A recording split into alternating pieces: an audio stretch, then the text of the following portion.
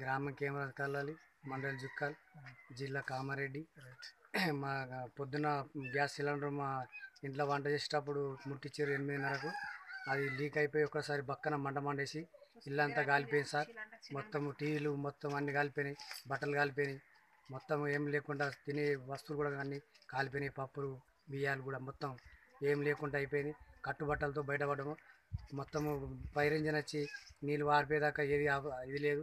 మొత్తం ఆరిపేసిన తర్వాతనే అందులో నుంచి కొన్ని ఐటమ్లు బయటపడ్డాయి, కొన్ని కాలిపోయినాయి. మొత్తం టీవీలు అవన్నీ కాలిపోయినాయి.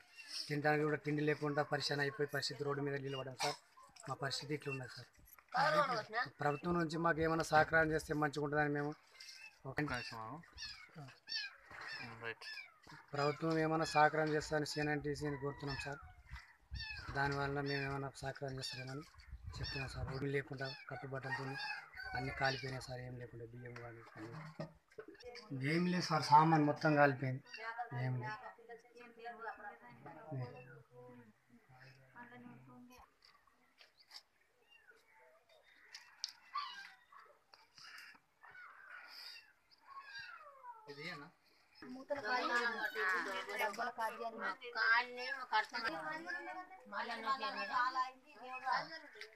లోపల